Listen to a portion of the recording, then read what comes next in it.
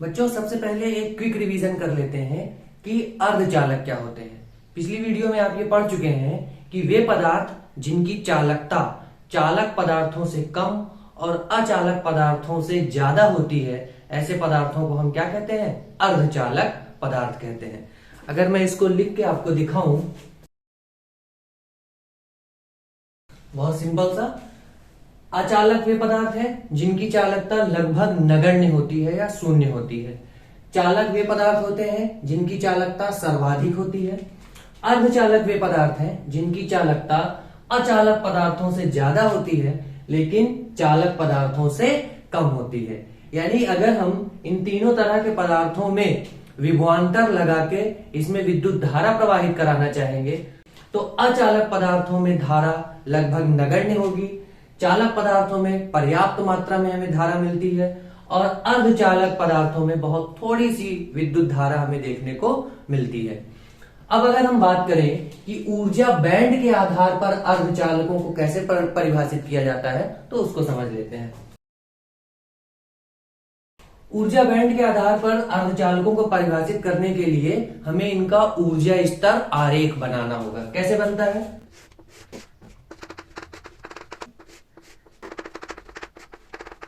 ये चालन बैंड, ये संयोजी बैंड, इनके बीच में जो अंतर होता है उसको हम कहते हैं ऊर्जा अंतराल और इसको हम ईजी से लिखते हैं। तो जो अर्धचालक पदार्थ हैं इनमें ऊर्जा अंतराल लगभग 1 इलेक्ट्रॉन वोल्ट की कोटि का होता है। तो वे पदार्थ जिनके लिए ऊर्जा अंतराल लगभग 1 इलेक्ट्रॉन वोल्ट की कोटि का हो, ऐसे पदार्थों को हम क्या कहते हैं? अर्धचालक पदार्थ कहते हैं। तो आई होप आपको एकदम क्लियर होगा कि अर्धचालक क्या है। वे पदार्थ जिनकी चालकता चालक पदार्थों से कम और अचालक पदार्थों से ज्यादा होती है वे अर्धचालक पदार्थ होते हैं। ऊर्जा बैंड के आधार पर वे पदार्थ जिनमें ऊर्जा अंतराल लगभग 1 इलेक्ट्रॉन वोल्ट की कोटि का हो, ऐसे पदार्थ अर्धचालक कहलाते हैं। दो सबसे ज्यादा यूज किए जाने वाले अर्धचालक कौन से हैं? सिलिकॉन और जर्मेनियम। जर्मेनियम के लिए जो ऊर्जा अंतराल होता है, ऊर्जा अंतराल Eg, किसके लिए? जर्मेनियम के लिए ये होता है 0.72 इलेक्ट्रॉन वोल्ट। सिलिकॉन के लिए जो ऊर्जा अंतराल होता है ये होता है 1.1 इलेक्ट्रॉन वोल्ट। तो इनको याद रखिएगा, ठीक है? ये इंपॉर्टेंट फैक्ट है, आपको पता होना चाहिए। सिलिकॉन के लिए ऊर्जा अंतराल है 1.1 इलेक्ट्रॉन वोल्ट, जर्मेनियम के लिए ऊर्जा अंतराल है 0.72 इलेक्ट्रॉन वोल्ट। सबसे ज्यादा यही दो अर्धचालक उपयोग में लाए जाते हैं। तो बच्चों अब बात यह आती है कि निज अर्धचालक क्या होते हैं। वे पदार्थ जो शुद्ध रूप में अर्धचालकों की तरह व्यवहार करते हैं उन्हें हम निज अर्धचालक कहते हैं। जैसे सिलिकॉन और जर्मेनियम ये अपने शुद्ध रूप में क्या कहलाएंगे? निज अर्धचालक कहलाएंगे। तो समझने वाली बात यह है कि निज अर्धचालकों में वैद्युत चालन कैसे होता है। जो सिलिकॉन और जर्मेनियम है इनके परमाणु एक दूसरे से सहसंयोजी बंध द्वारा जुड़े रहते हैं और ये समचतुष्फलक जैसी आकृति बनाते हैं जो यहां आपको दिख रही है। ये जो आकृति है ये 3D है और जब फिजिक्स में पढ़ने और पढ़ाने के लिए इनका डायग्राम बनाते हैं तो कुछ इस तरह का बनता है।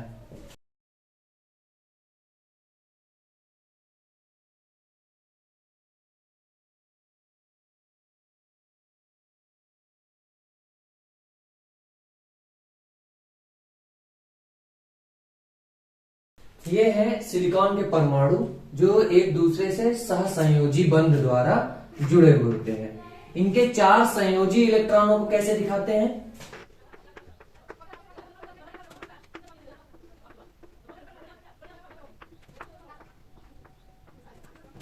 तो जब इस तरह से इसमें परमाणु एक दूसरे से जुड़े हुए हैं और इसमें ये संयोजी इलेक्ट्रॉन दिखाए गए हैं तो इसमें वैद्युत चालन कैसे होता है इसको हम 2 भागों में समझेंगे। एक उस स्थिति की हम बात करेंगे जब इस क्रिस्टल का टेम्परेचर 0 केल्विन है, यानी ये क्रिस्टल एक ऐसी जगह पे रखा हुआ है जहां पर टेम्परेचर कितना है? 0 केल्विन। तो 0 केल्विन की परिस्थिति में इसमें क्या होता है वो समझिए। 0 केल्विन का मतलब -273 डिग्री सेल्सियस। इतने कम टेम्परेचर पे परमाणुओं के पास जो ऊर्जा होती है वो नगण्य होती है। तो जब परमाणुओं के पास ऊर्जा नहीं है, इन इलेक्ट्रॉनों के पास ऊर्जा नहीं है, तो ये सभी इलेक्ट्रॉन सहसंयोजी बंध द्वारा जुड़े होते हैं। इसमें किसी इलेक्ट्रॉन के पास इतनी ऊर्जा नहीं है कि वो बंध को तोड़कर बाहर निकल सके। तो सभी इलेक्ट्रॉन बंध से जुड़े हुए हैं, कोई भी इलेक्ट्रॉन मुक्त इलेक्ट्रॉन की तरह व्यवहार नहीं कर रहा है। तो इस वजह से इसमें कोई भी हमें वैद्युत धारा देखने को नहीं मिलेगी या इसमें बिल्कुल भी वैद्युत चालन नहीं होगा। तो अभी ये जो पदार्थ है अर्धचालक, ये कैसा व्यवहार कर रहा है? अचालक पदार्थ की तरह व्यवहार कर रहा है। इसका मतलब है कि जब अर्धचालक पदार्थ 0 केल्विन पर होते हैं तो वो अचालक पदार्थ की तरह व्यवहार करते हैं, उनमें कोई भी विद्युत धारा देखने को नहीं मिलती है। अब बात करते हैं कि जब इनका टेम्परेचर रूम टेम्परेचर के आसपास हो जाता है, मतलब कि लगभग 300 केल्विन के आसपास, तो उस समय क्या होता है? परमाणुओं में ऊष्मीय विक्षोभ की अवस्था आ जाती है, डिस्टरबेंस, थर्मल डिस्टरबेंस, परमाणु कंपन करना प्रारंभ कर देते हैं। तो इससे कुछ इलेक्ट्रॉनों को इतनी ऊर्जा मिल जाती है कि ये बंध तोड़कर बाहर निकल जाते हैं। और जब ये बंध तोड़कर बाहर निकलेंगे तो ये कैसे इलेक्ट्रॉन कहलाएंगे? मुक्त इलेक्ट्रॉन। जैसे मान लीजिए अगर इस इलेक्ट्रॉन को इतनी ऊर्जा मिल गई कि ये बंध तोड़कर बाहर चला जाए और मुक्त इलेक्ट्रॉन बन जाए, मुक्त इलेक्ट्रॉन, तब यहां पर क्या होगा? एक स्थान खाली हो जाएगा। इस एक इलेक्ट्रॉन के चले जाने से इनकी क्रिस्टलीय संरचना नहीं बिगड़ेगी और यहां पर जो खाली स्थान होता है उसका भी अर्धचालक में बड़ा महत्व है। इसको हम कहते हैं होल या कोटर। इसका नाम है कोटर या होल। ये जो खाली स्थान है, इलेक्ट्रॉन के चले जाने से जो जगह खाली हुई है, इसको हम कहते हैं कोटर या होल। तो याद रखिएगा, जब निज अर्धचालक 300 केल्विन पर या रूम टेम्परेचर पर होता है तो इसमें कुछ इलेक्ट्रॉन बंध को तोड़कर बाहर चले जाते हैं, जिनको हम मुक्त इलेक्ट्रॉन कहते हैं। मुक्त इलेक्ट्रॉनों के चले जाने से जो स्थान खाली हुआ है उसको हम कोटर या होल कहते हैं। अब मान लीजिए इस क्रिस्टल को हमने एक बाह्य बैटरी से जोड़ दिया।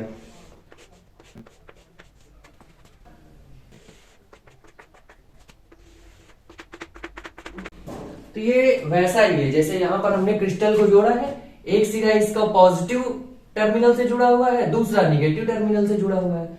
उसी तरह से हमने सिलिकॉन के क्रिस्टल में यहां दिखाने की कोशिश की है, ये सिरा पॉजिटिव टर्मिनल से जुड़ा है और ये सिरा निगेटिव टर्मिनल से जुड़ा है। तो समझिए यहां पर मुक्त इलेक्ट्रॉन है, ये किधर गति करेंगे? ये गति करेंगे पॉजिटिव टर्मिनल की तरफ। इलेक्ट्रॉन गति करेंगे, मुक्त इलेक्ट्रॉन किधर? पॉजिटिव टर्मिनल की तरफ। तो इनकी वजह से क्या होगी? धारा प्रवाहित होगी। उस धारा को हम कह देते हैं IE। तो अगर इलेक्ट्रॉन इधर जाएंगे तो मुक्त इलेक्ट्रॉनों की वजह से जो धारा होगी IE, वो उसकी दिशा किधर होगी? इस डायरेक्शन में। तो IE की डायरेक्शन इधर है। जितने भी मुक्त इलेक्ट्रॉन इसमें उत्पन्न होंगे वो सभी पॉजिटिव टर्मिनल की ओर गति करेंगे। इनकी वजह से जो धारा होगी जिसको हम IE कह रहे हैं, उनकी दिशा किधर होगी? पॉजिटिव से निगेटिव की डायरेक्शन में। ठीक है, अब बात करते हैं इस कोटर के साथ क्या होगा। तो देखिए यहां पर ये जो संयोजी इलेक्ट्रॉन है इसके आसपास वाले, इनके ऊपर भी यहां बैटरी के टर्मिनल से उत्पन्न जो विद्युत क्षेत्र है वो बल लगाएंगे। तो इन संयोजी इलेक्ट्रॉनों पर इस विद्युत क्षेत्र के कारण जो बल लगेगा वो किधर लगेगा? पॉजिटिव टर्मिनल की तरफ। तो इन इलेक्ट्रॉनों की प्रवृत्ति होगी कि ये पॉजिटिव टर्मिनल की तरफ चले और यहां पर एक खाली हिस्सा है, तो क्या होगा? ये इलेक्ट्रॉन कूदकर इस खाली वाले हिस्से में आ जाएगा। तो यहां पर पहले जो खाली स्थान था अब वहां पर क्या हो जाएगा? एक संयोजी इलेक्ट्रॉन हो जाएगा। तो देखिए यहां पर इलेक्ट्रॉन आ गया, संयोजी इलेक्ट्रॉन, लेकिन अब ये जगह खाली हो गई और यहां पर कोटर आ गया। इसी तरह से ये इलेक्ट्रॉन इधर चलना चाहेगा तो ये भी कोटर के पास पहुंचेगा यहां कूदेगा तो ये जो जगह खाली है अब ये संयोजी इलेक्ट्रॉन से भर जाएगी और अब ये वाली जगह खाली हो जाएगी। तो आप देख रहे हैं कि मुक्त इलेक्ट्रॉन तो गति कर ही रहे हैं बैटरी लगाने से, लेकिन कोटर भी गति कर रहा है, या ये कहें संयोजी इलेक्ट्रॉन गति कर रहे हैं, लेकिन हम इनकी गतियों को दिखाने की बजाय हम इस कोटर की गति को ध्यान रखते हैं। तो आप ये समझिए कि अगर इलेक्ट्रॉन यहां से यहां आया है तो यहां से यहां तक ये कौन सा चार्ज लेके गया है? निगेटिव चार्ज लेके गया है। तो हम ये कहते हैं कि कोटर यहां से यहां गया है और वो पॉजिटिव चार्ज लेके गया है। सिंपल सी बात है, अगर आप ये कहें कि संयोजी इलेक्ट्रॉन यहां से यहां आया है, निगेटिव चार्ज यहां से यहां आया है, तो आप ये भी कह सकते हैं कि कोटर यहां से यहां गया है और वो पॉजिटिव चार्ज यहां से यहां लेके गया है। तो समझिएगा कि अर्धचालकों में केवल मुक्त इलेक्ट्रॉनों के कारण धारा प्रवाहित नहीं होती, बल्कि इन कोटरों के कारण भी विद्युत धारा प्रवाहित होती है। इसको हम क्या कहते हैं? होल या कोटर।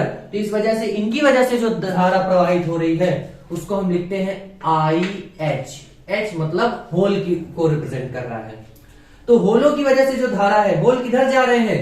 इस डायरेक्शन में, और ये कैसा चार्ज इधर लेके आ रहे हैं? Positive charge. तो धारा किधर होगी? धारा इधर ही होगी। जिधर इलेक्ट्रॉनों की वजह से धारा थी उधर ही कोटरों की वजह से धारा है। इसका मतलब इलेक्ट्रॉनों और होलों दोनों की धारा की दिशा एक ही है, तो जो कुल धारा होगी वो जुड़ जाएगी। तो I का जो मान आपको मिलेगा इस क्रिस्टल में वो मिलेगा IE प्लस IH। तो बहुत सिंपल सी बात है, याद रखिएगा, क्रिस्टल में केवल मुक्त इलेक्ट्रॉन नहीं होते हैं। मुक्त इलेक्ट्रॉन जिस जगह को छोड़कर आए होते हैं उस जगह पर एक खाली स्थान बन जाता है, उसको हम कोटर या होल कहते हैं। जब बाह्य वैद्युत क्षेत्र आरोपित किया जाता है तो ये कोटर भी गति करते हैं। वास्तव में अगर आप देखें तो संयोजी इलेक्ट्रॉन गति कर रहे हैं, लेकिन हम संयोजी इलेक्ट्रॉनों की गति को कंसीडर नहीं करते हैं। हम ये कहते हैं कि कोटर गति कर रहे हैं। और ये भी ध्यान रखिएगा, जैसे इलेक्ट्रॉन एक जगह से दूसरे जगह पर जाने पर निगेटिव चार्ज लेकर जाते हैं, वैसे ही कोटर जब एक स्थान से दूसरे स्थान तक जाते हैं तो ये पॉजिटिव चार्ज लेकर जाते हैं, ऐसा हम मानते हैं। ठीक है, तो जो धारा होती है इस पूरे क्रिस्टल में I, वो इलेक्ट्रॉन और कोटर दोनों के कारण होती है, इस और दोनों की दिशा एक ही होती है, इसलिए I का मान आपको क्या मिलेगा? IE plus IH। अगर इस क्रिस्टल में हम इलेक्ट्रॉनों की जो सांद्रता होती है उसको Ne से लिखें, Ne इलेक्ट्रॉनों की सांद्रता का मतलब एकांक आयतन में कितने मुक्त इलेक्ट्रॉन है। ठीक है, जब भी इलेक्ट्रॉन शब्द का उपयोग होगा तो हम संयोजी इलेक्ट्रॉनों की बात नहीं कर रहे होंगे, हम बात कर रहे होंगे मुक्त इलेक्ट्रॉनों की। तो जब भी मैं कहता हूं इलेक्ट्रॉन, इसका मतलब है मुक्त इलेक्ट्रॉन की हम बात कर रहे हैं। तो इस क्रिस्टल के एकांक आयतन में जितने मुक्त इलेक्ट्रॉन होते हैं उनको हम कहते हैं इलेक्ट्रॉनों की सांद्रता, और उसको किससे लिखते हैं? Ne से लिखते हैं।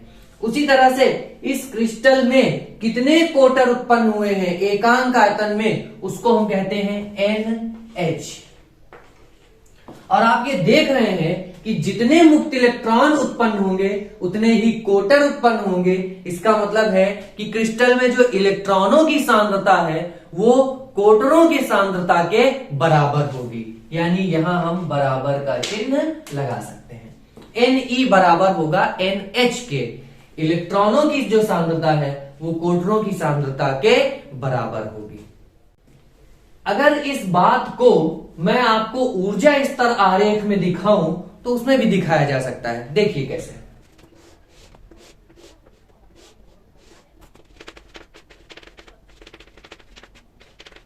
ये है चालन बैंड और ये है संयोजी बैंड। आप देख रहे हैं संयोजी बैंड में बहुत सारे इलेक्ट्रॉन होते हैं, यानी संयोजी बैंड लगभग भरा हुआ होता है। इस वजह से संयोजी बैंड को बनाते समय किताबों में आपको दिखेगा उसको इस तरह से थोड़ा सा सैडेड कर दिया जाता है।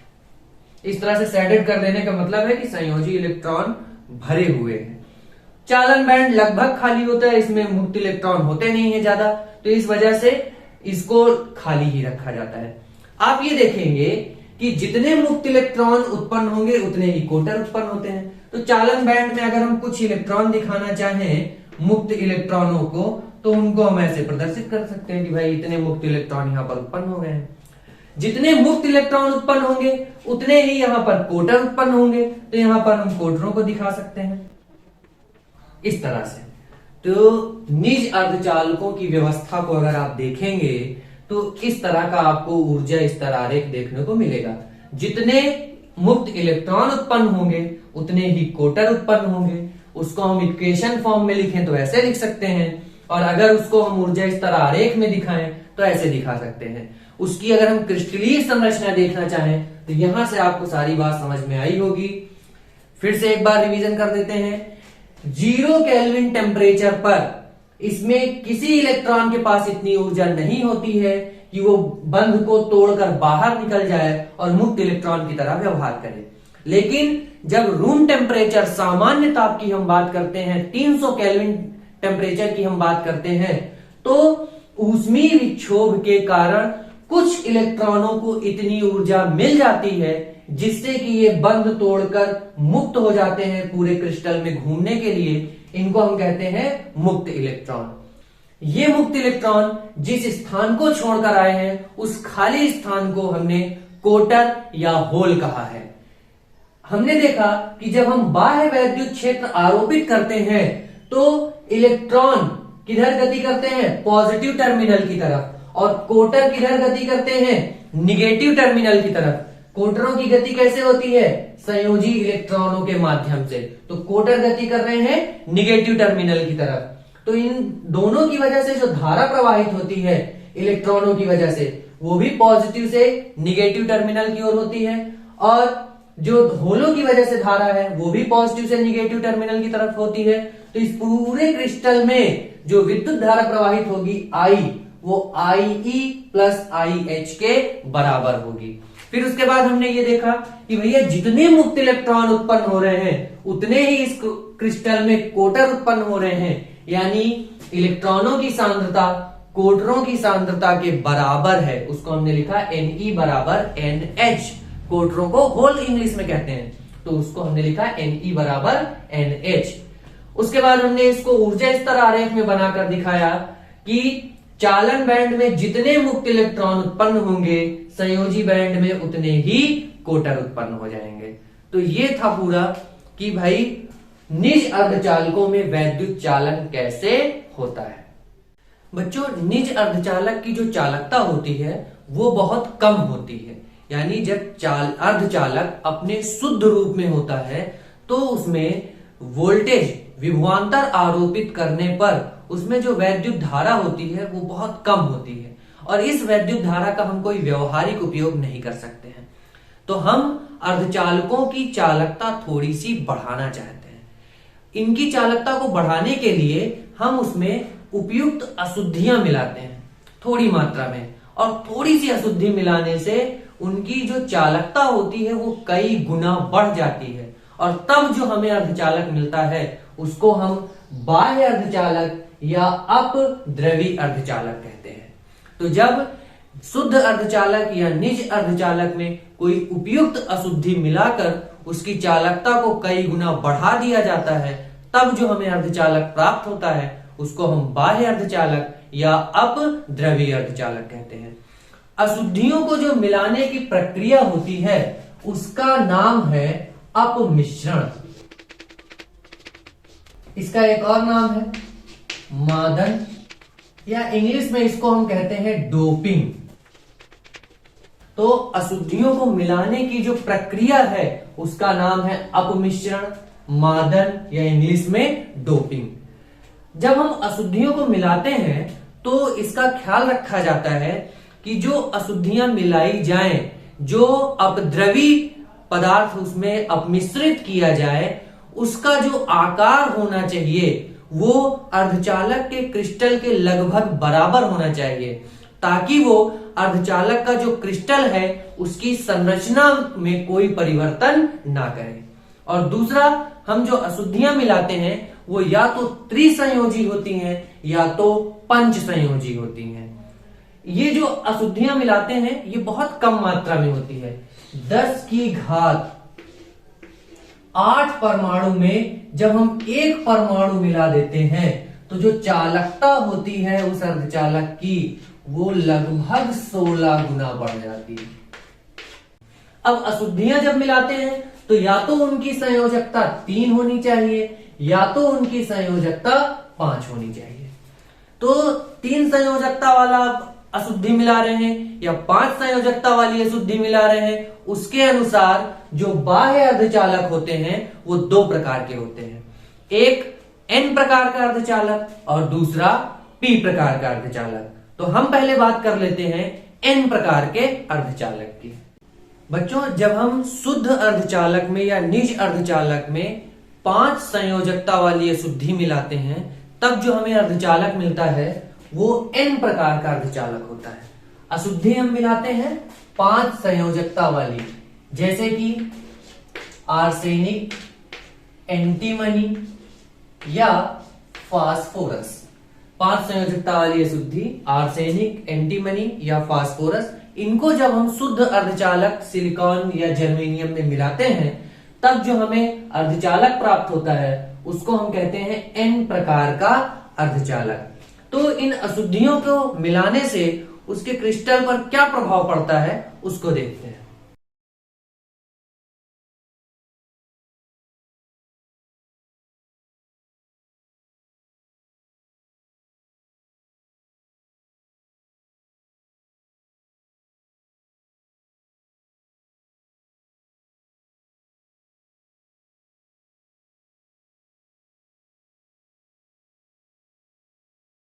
तो सिलिकॉन का जो परमाणु क्रमांक होता है वो होता है 14 और फास्फोरस का परमाणु क्रमांक होता है 15। तो दोनों का जो आकार है वो लगभग समान होता है। तो इसमें हम फास्फोरस मिला देते हैं।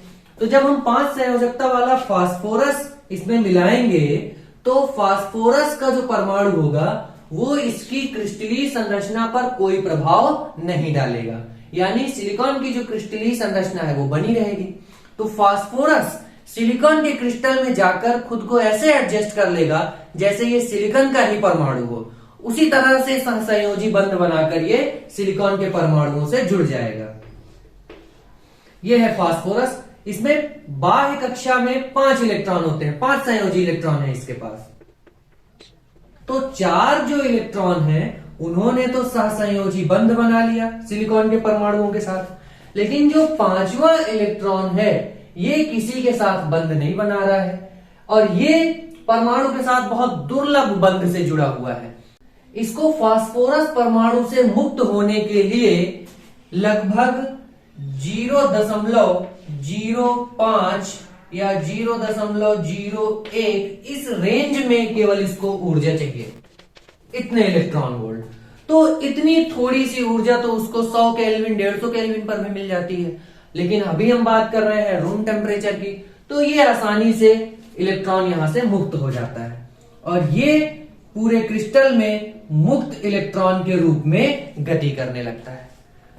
हमने 10 की घात 8 में एक अशुद्धि मिलाई, चालकता बढ़ गई 16 गुना, और जो यहां पर चालकता बढ़ी है उसमें वो किसके कारण है? वो मुक्त इलेक्ट्रॉन के कारण है। मुक्त इलेक्ट्रॉन के पास कैसा चार्ज होता है? निगेटिव चार्ज होता है। इसके पास कैसा चार्ज है? निगेटिव चार्ज है।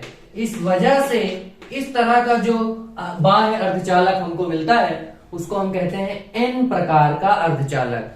क्यों N प्रकार का कहते हैं? क्योंकि 5 संयोजकता वाली अशुद्धि मिलाने पर मुक्त इलेक्ट्रॉन उत्पन्न होते हैं और मुक्त इलेक्ट्रॉन किसका कार्य करते हैं? आवेश वाहक का कार्य करते हैं। ये कौन सा आवेश लेकर जाते हैं? निगेटिव चार्ज लेकर जाते हैं। इस वजह से इसको हम क्या कहते हैं? N प्रकार का अर्धचालक कहते हैं। इस कंडीशन को अगर हम ऊर्जा स्तर आरेख से प्रदर्शित करें तो कैसे प्रदर्शित करेंगे?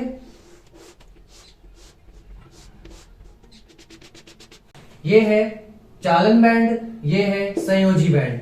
अभी आप देख रहे हैं कि जब हम अशुद्धियां मिलाते हैं तो मुक्त इलेक्ट्रॉन तो उत्पन्न हुआ है, लेकिन यहाँ पर कोई कोटर उत्पन्न नहीं हुआ है, क्योंकि ये सहसंयोजी बंध के किसी खाली स्थान को छोड़कर नहीं आता है। तो सहसंयोजी बंध का जब कोई खाली स्थान होता है उसको हम कोटर कहते हैं। यहाँ पर तो ऐसा कोई खाली स्थान है नहीं, तो मुक्त इलेक्ट्रॉन तो उत्पन्न हुआ है अशुद्धि मिलाने से, लेकिन कोटर उत्पन्न नहीं हुआ है। तो बहुत सारे मुक्त इलेक्ट्रॉन भी आपको मिल जाते हैं जो वैद्युत चालन का कार्य करते हैं। अब बात यह आती है कि क्या यहाँ कोटर भी उत्पन्न होंगे? तो ध्यान रखिएगा, ये हम जो बात कर रहे हैं ये 300 केल्विन की बात कर रहे हैं, और इस टेम्परेचर पे कुछ ना कुछ बंध जरूर टूटते हैं, और वो जो बंध टूटेंगे वो अशुद्धि मिलाने के बाद भी टूटेंगे। इस वजह से जब बंध टूटेंगे तो जो मुक्त इलेक्ट्रॉन और कोटर का युग्म उत्पन्न होगा वो इसमें भी उत्पन्न होगा। यानी n प्रकार के अर्धचालक में अशुद्धि मिलाने से मुक्त इलेक्ट्रॉन तो उत्पन्न होते ही हैं, लेकिन ऊष्मीय विक्षोभ के कारण कुछ इलेक्ट्रॉन कोटर युग्म भी उत्पन्न होता है। यानी कुछ मात्रा में कोटर भी यहाँ होते हैं, और वो जो इलेक्ट्रॉन है ऊष्मीय विक्षोभ के कारण वो भी उत्पन्न होते हैं। तो मुक्त इलेक्ट्रॉनों की संख्या थोड़ी सी ज्यादा हो गई, और यहाँ पर आपको कुछ कोटर भी देखने को मिलते हैं। ध्यान रखिएगा, n प्रकार का जब अर्धचालक बनता है तो उसमें मुक्त इलेक्ट्रॉनों की संख्या ज्यादा होती है और कोटरों की संख्या कम होती है। तो यहां पर एक स्पेशल नाम इनको दिया जाता है, क्या?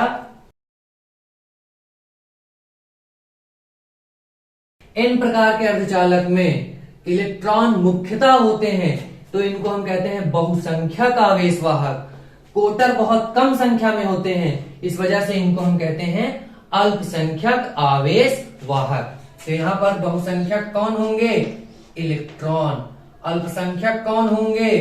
होल या कोटर। तो याद रखिएगा, n प्रकार के अर्धचालक में इलेक्ट्रॉन बहुसंख्यक आवेश वाहक होते हैं, कोटर अल्पसंख्यक आवेश वाहक होते हैं। अब इस प्रकार के अर्धचालक में जो वैद्युत धारा प्रवाहित होती है वो मुख्यतः किनके कारण है?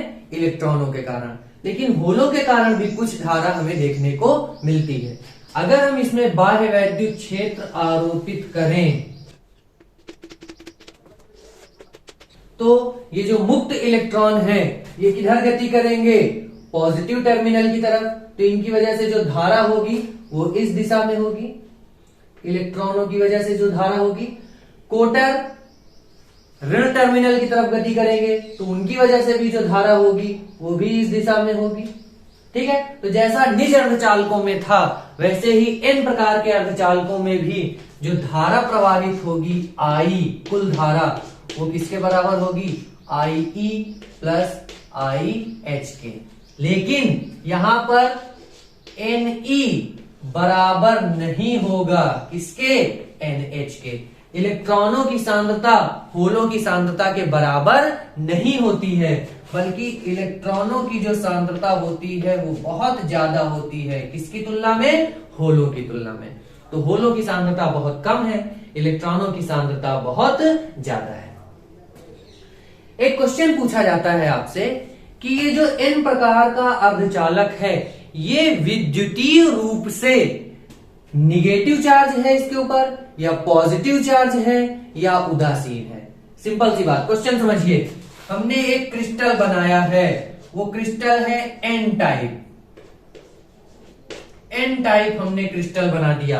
आपसे पूछ रहा है ये क्रिस्टल पॉजिटिव चार्ज होगा इसके ऊपर निगेटिव चार्ज होगा, या ये विद्युत रूप से उदासीन होगा?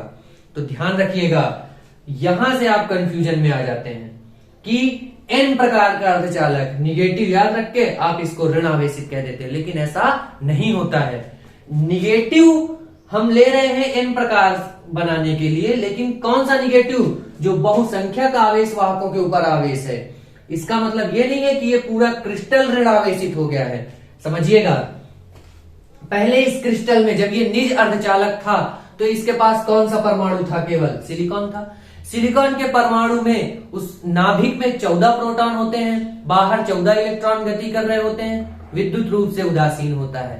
हमने इसको n प्रकार का बनाने के लिए क्या किया है? फास्फोरस मिला दिया है। फास्फोरस जब हमने इसमें मिलाया तो क्या हुआ? फास्फोरस अपने साथ कितने प्रोटॉन लेकर आया? 15।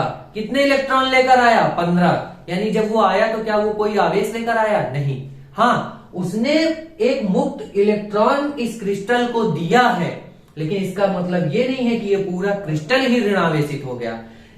जितने मुक्त इलेक्ट्रॉन इस क्रिस्टल में है उतने ही यहाँ पर पॉजिटिव आयन भी हैं। अब ये भी ध्यान रखिएगा, इसको हम कहते हैं दाता आयन, क्योंकि इसने एक इलेक्ट्रॉन मुक्त किया है क्रिस्टल में, इस वजह से इसको हम कहते हैं दाता आयन। और ये कैसा आयन बनाता है? पॉजिटिव आयन बनाता है। तो n प्रकार के अर्धचालकों में कैसे आयन उत्पन्न होते हैं? दाता आयन उत्पन्न होते हैं, और ये आवेश इनके ऊपर कौन सा होता है? पॉजिटिव होता है। तो जितने मुक्त इलेक्ट्रॉन उत्पन्न है उतने ही पॉजिटिव आयन भी उत्पन्न है। इस वजह से ये पूरा जो क्रिस्टल है वो विद्युत रूप से उदासीन होता है। बेसिक तरीका जो समझने का है वो ऐसे है कि भाई पहले भी जब इसमें सिलिकॉन केवल थे तब भी सभी परमाणु उदासीन थे। जब हम इसमें फास्फोरस लेकर आए तो फास्फोरस अपने साथ जितने इलेक्ट्रॉन लाया है उतने ही प्रोटॉन लाया है। इस वजह से इस क्रिस्टल में कोई एक्स्ट्रा आवेश आया नहीं है। तो ये जो क्रिस्टल है ये कैसा होता है? उदासीन होता है। इसी प्रकार से याद रखिएगा, जो पी टाइप अर्धचालक बनेगा वो भी उदासीन होगा, उसके ऊपर भी कोई आवेश नहीं होता है। अब हम ये समझ लेते हैं कि पी प्रकार का अर्धचालक कैसे बनता है। जब हम सिलिकॉन के क्रिस्टल में किसी 3 संयोजकता वाली अशुद्धि मिलाते हैं, 3 संयोजकता वाली अशुद्धि, जैसे कि एल्यूमिनियम, बोरान या इंडियम, अगर हम इनमें से कोई अशुद्धि अर्धचालक में मिलाते हैं तो हमें जो अर्धचालक मिलता है उसको हम पी प्रकार का अर्धचालक कहते हैं। जैसे मान लीजिए ये सिलिकॉन का क्रिस्टल है, इसमें हमने एल्यूमिनियम मिला दिया। एल्यूमिनियम की जो संयोजकता होती है वो होती है 3। एल्यूमिनियम का परमाणु जाकर सिलिकॉन में खुद को ऐसे फिट कर लेगा जैसे कि ये सिलिकॉन का ही परमाणु है, उसकी क्रिस्टलीय संरचना में बहुत आराम से वो फिट हो जाता है। अब एल्यूमिनियम की संयोजकता है 3, तो 3 इसके जो इलेक्ट्रॉन हैं वो तो सिलिकॉन के साथ बंध बना लेते हैं, लेकिन जो चौथा बंध है वो खाली रह जाता है। इस चौथे बंध में के खाली स्थान को हम क्या कहेंगे? कोटर कहेंगे। तो कोटर जो है वो कौन सा आवेश एक जगह से दूसरी जगह पर ले जाता है? पॉजिटिव आवेश या पॉजिटिव चार्ज लेकर जाता है। इस वजह से हम इसको पी टाइप का अर्धचालक कहते हैं। तो जब किसी सिलिकॉन के क्रिस्टल में एल्यूमिनियम मिलाया जाता है बहुत थोड़ी मात्रा में, तब जो हमें अर्धचालक मिलता है वो पी प्रकार का अर्धचालक होता है। पी क्यों?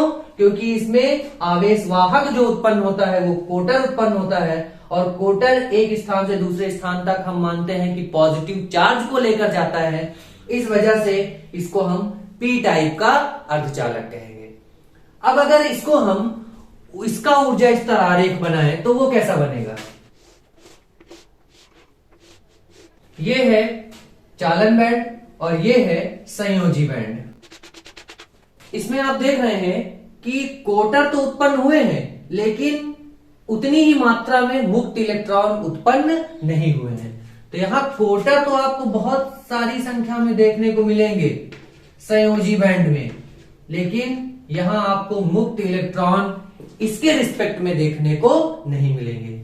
लेकिन फिर से याद रखिएगा कि ये जो क्रिस्टल है इसमें ऊष्मीय विक्षोभ के कारण भी कुछ इलेक्ट्रॉन और कोटर उत्पन्न होते हैं, और वो जो इलेक्ट्रॉन कोटर युग्म उत्पन्न होता है उनकी वजह से कुछ हमें एक्स्ट्रा कोटर भी यहां पर मिलेंगे और कुछ यहां पर हमें मुक्त इलेक्ट्रॉन भी मिलेंगे।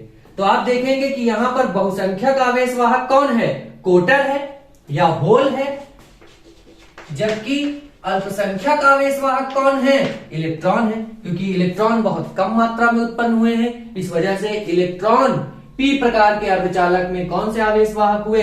अल्पसंख्यक आवेश वाहक। जबकि होल कौन से आवेश वाहक हुए? बहुसंख्यक आवेश वाहक। फिर से याद रखिएगा कि ये जो पूरा क्रिस्टल होता है पी टाइप अर्धचालक का, जो पूरा क्रिस्टल होता है वो क्या होता है? उदासीन होता है। कभी भी गलती से इसको आप पॉजिटिव चार्ज मत कह दीजिएगा, क्योंकि इस पूरे क्रिस्टल के ऊपर विद्युत रूप से कोई आवेश नहीं होता है। ना तो इस पूरे क्रिस्टल से इलेक्ट्रॉन गए हैं, ना तो इस पूरे क्रिस्टल में इलेक्ट्रॉन आए हैं। इस वजह से ये क्या होगा, उदासीन होगा। एल्यूमिनियम मिलाने से कोटर उत्पन्न जरूर हुए हैं, लेकिन एल्यूमिनियम अपने साथ कोई आवेश लेकर नहीं आया है, क्योंकि एल्यूमिनियम का परमाणु जितने प्रोटॉन लेकर आता है उतने ही इलेक्ट्रॉन लेकर आता है। इस वजह से ये जो पूरा सिलिकॉन का परमाणु है ये विद्युत रूप से उदासीन होता है। एक और बात ध्यान रखने की है कि ये जो कोटर है क्या हमेशा ये एल्यूमिनियम परमाणु के साथ ही रहेगा? नहीं, कोटर गति करते हैं किधर, निगेटिव टर्मिनल की ओर। तो जब कोटर इस परमाणु को छोड़कर यहां पहुंच जाएगा तो इसके पास एक एक्स्ट्रा इलेक्ट्रॉन उस अवस्था में आ जाएगा। इस सिलिकॉन का एक इलेक्ट्रॉन कहां पहुंच गया है, एल्यूमिनियम के पास पहुंच गया है। यानी इसने कोटर तो दिया है, साथ में एक इलेक्ट्रॉन ग्रहण कर लिया है। इलेक्ट्रॉन ग्रहण करने की वजह से ये कैसा आयन बनाएगा, निगेटिव आयन बनाएगा। तो पी टाइप अर्धचालक में जो आयन बनते हैं वो कैसे आयन बनते हैं, निगेटिव आयन। याद रखिएगा, पी प्रकार के अर्धचालक में उत्पन्न होते हैं कोटर जिनके पास पॉजिटिव चार्ज होता है, और उनकी वजह से जो आयन बनते हैं वो निगेटिव आयन बनते हैं। और इस वजह से इनको हम ग्राही आयन भी कहते हैं, क्योंकि इन्होंने एक इलेक्ट्रॉन ग्रहण किया है। कोटर को मुक्त करने के लिए इसने एक इलेक्ट्रॉन ग्रहण किया है, इस वजह से इसको ग्राही आयन या ग्राही परमाणु, ग्राही अपद्रव भी कहते हैं। अपद्रव्य मतलब अशुद्धि। तो आज आपने ये सीखा कि निज अर्धचालक क्या है, बाह्य अर्धचालक क्या है, एन प्रकार के अर्धचालक क्या होते हैं, पी प्रकार के अर्धचालक क्या होते हैं।